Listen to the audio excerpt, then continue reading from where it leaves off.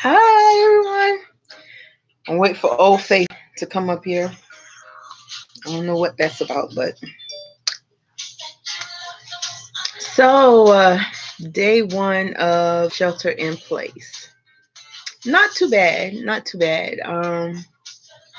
Just went about my day normally and did what I normally do during times where we're not in shelter in place. So it was not that bad. If you can hear the music, I do not own the rights to any music played. Okay. Now, I thought I would try the snack and chat again, but if you've been with me through any of my snack and chats, I do more snacking than I do chatting.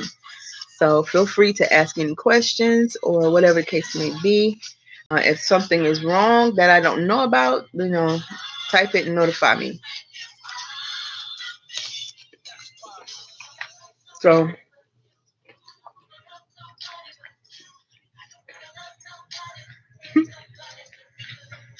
it's already not going good. Strawberry chips.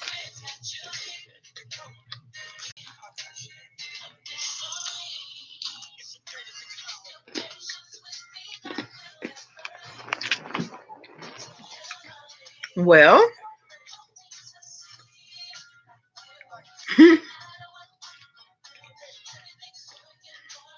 I'm sorry, I really don't know what made me think that this would be different from any of the other trials that I did.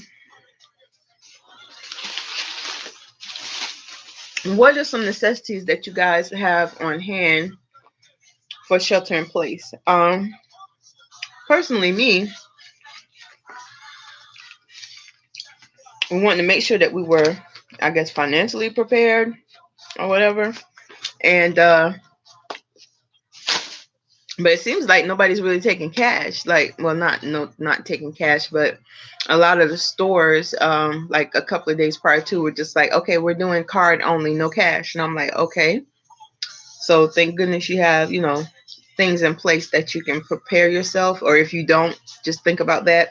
And if you don't have a credit card, you can do like a prepaid card.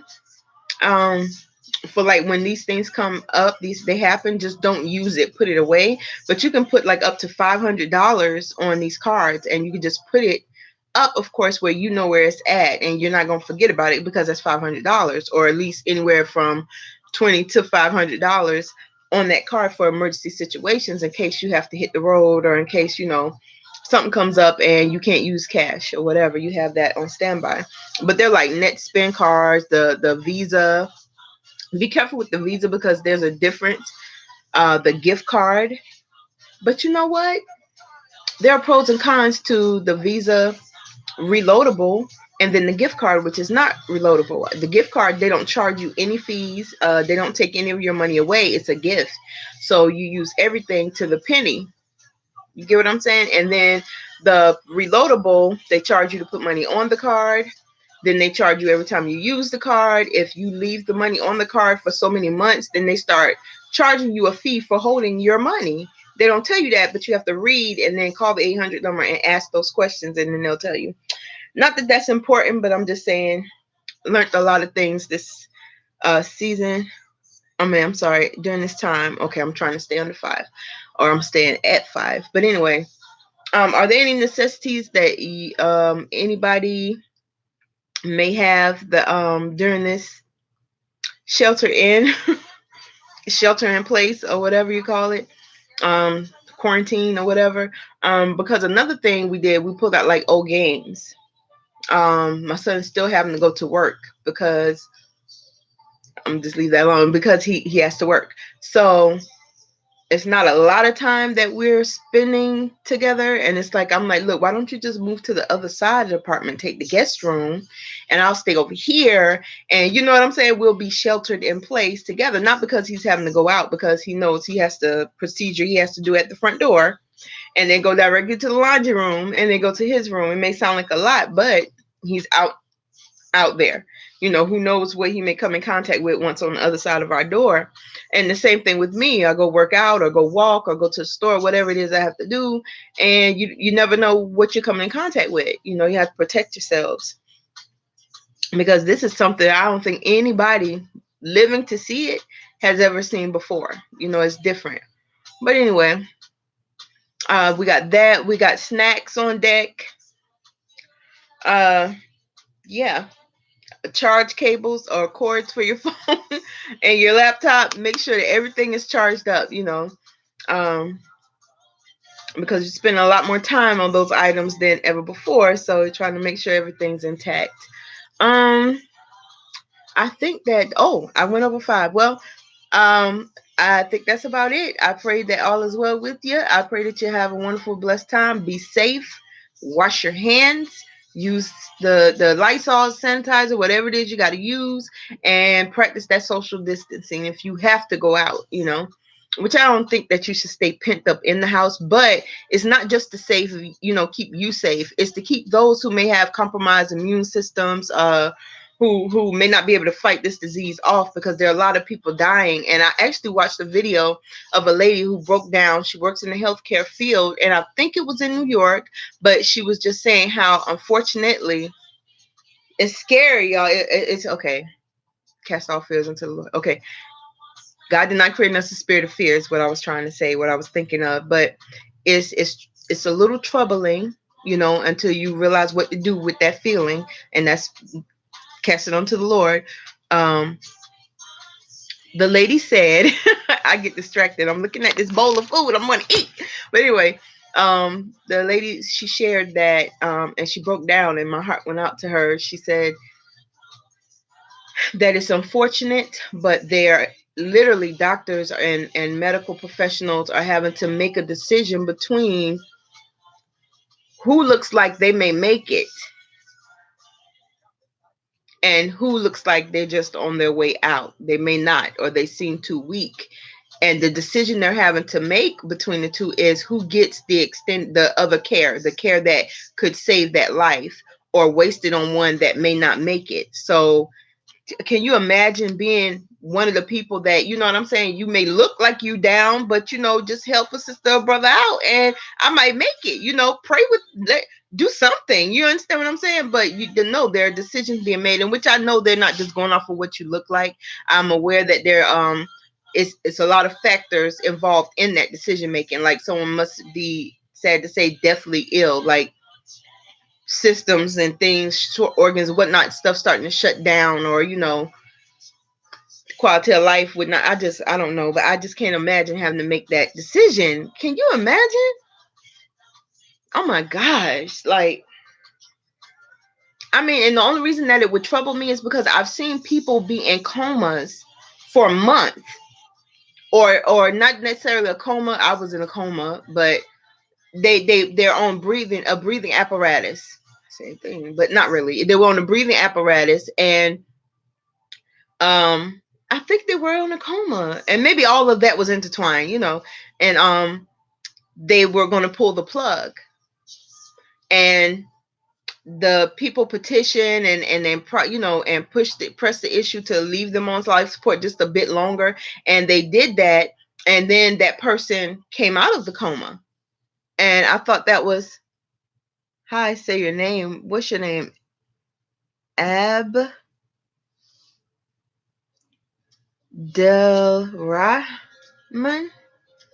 I don't know how to pronounce it. I'm sorry. Abdelrahman.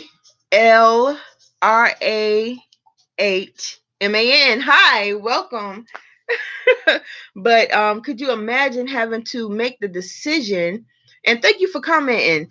To make the decision between what could be life or death for someone. And what I was saying is that I've seen people in comas who they just held on a little. Listen, you're gonna laugh a lot watching me, trust me.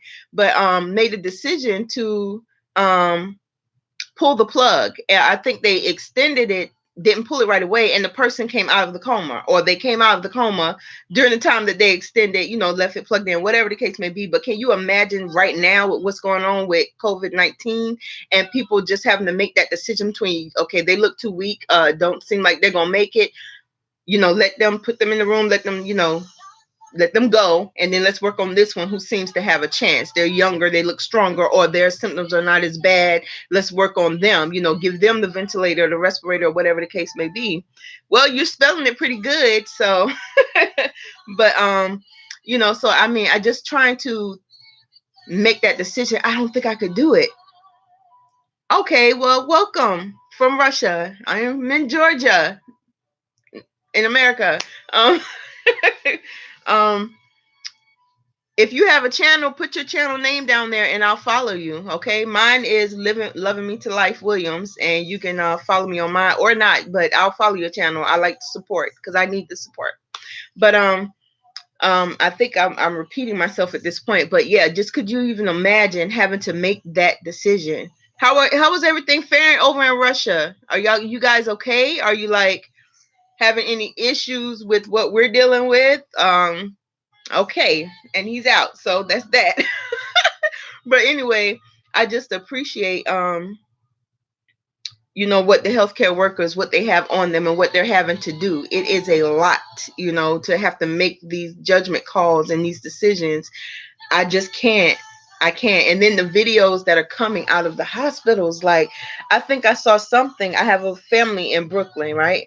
And so when somebody sent me a video and was like, "Girl, this is BK. This is like the hospital near your mom," and I'm like, "What?" And so I look at the video and I'm like, "That's Brooklyn Hospital," and the guy talking, turns out we know him. You understand? It's like a cousin or something. And I'm like, "What is going on? Oh my gosh!" And he was brought to tears, and just calling on the name of Jesus. And I was like, oh my gosh. Then my mom calls me. Well, okay. I have a biological mother, and then I have a woman that raised me. Okay. So then my mom calls me and was like, girl, da da da da da da. This is family. I know their voice. I know this person. Da, da. And I'm like, oh my gosh, it's so much. So much. Meanwhile, I haven't heard from anyone in Brooklyn, but every now and then a family member will get a call and then they will let me know, listen, I talked to so and so. They seem to be doing okay. Well, what about this one and that one and that one and that one? Well, they seem to be good. Okay. All right. What about Auntie and Queens? Well, I talked to her. She's good, but everybody is sheltering in place, trying to stay away from the stuff. And I'm like, wow, this is happening.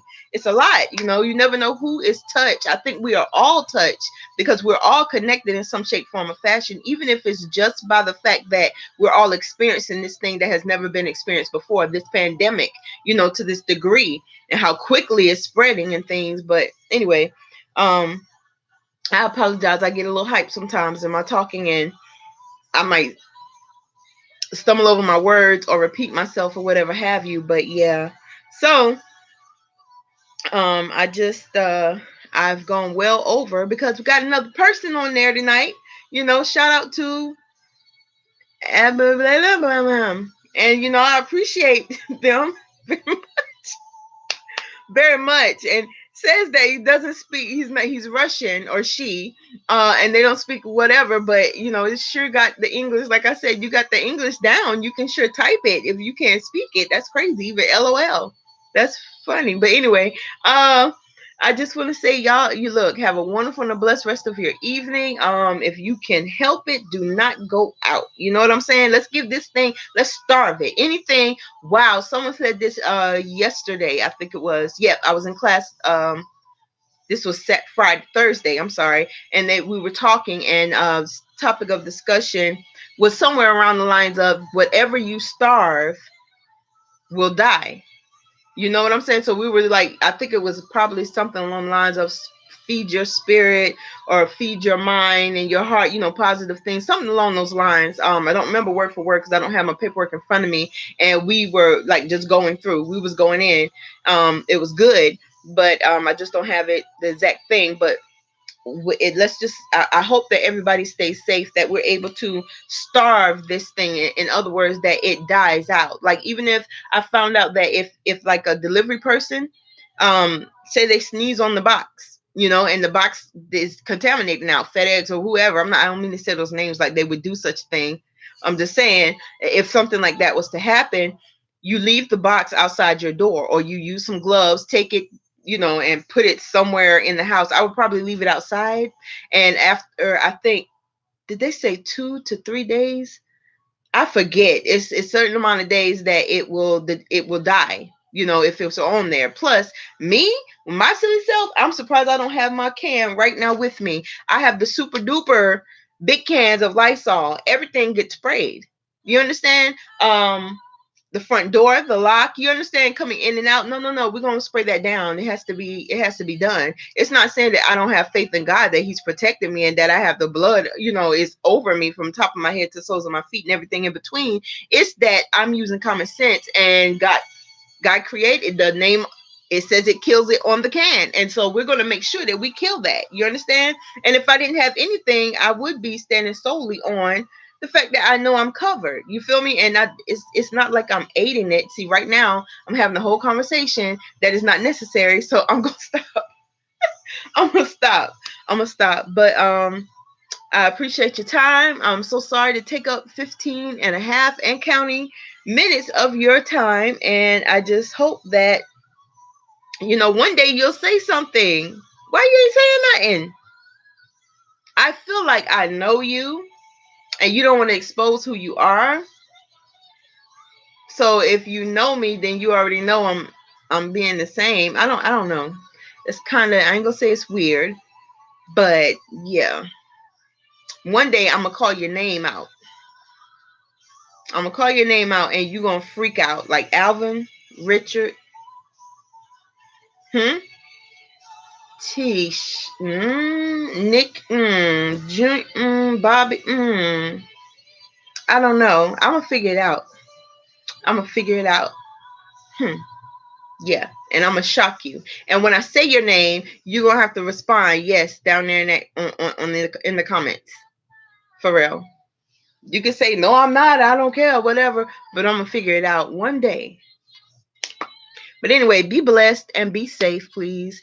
What was I saying? My comment. Oh yeah, we were talking about starving, and I was talking about the box and this, that, and other. How I spray everything down with Lysol, and so I was just gonna say that it will die. You understand? If it's not touched and not transferred, and you don't touch it and then transfer it somewhere else, it will die wherever it is. The last place it rested, let it die. And then if you got Lysol or if you got Clorox, don't spray pure Clorox on it. You could do, say you have a 20-ounce bottle of water. Okay, those are vitamins. Say you have a 20-ounce bottle of water, right? All this is water, and you put this much Clorox in there. Probably don't even need that much, but I like mine strong. I like it to smell a certain way. There, you have created a germ-killing spray. Okay, it's diluted Clorox, but it still has power to kill that. Please don't do nothing crazy like spray Lysol in your mouth or drink the liquid Lysol or the Clorox. Please don't do that because you're going to kill something, all right, but it's probably not going to be the virus. Okay.